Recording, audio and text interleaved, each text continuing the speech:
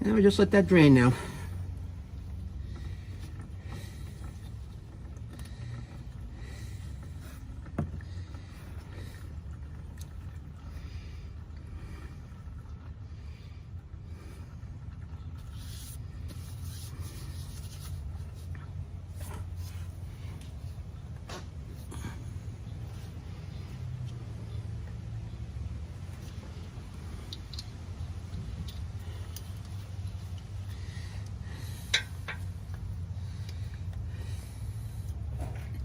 I got a little oil filter wrench here that's like a claw. I'm just going to put it on there, just turn it, just to get things started loosening, which I did.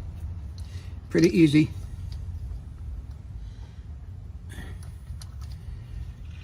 Yep, that's nice and loose now.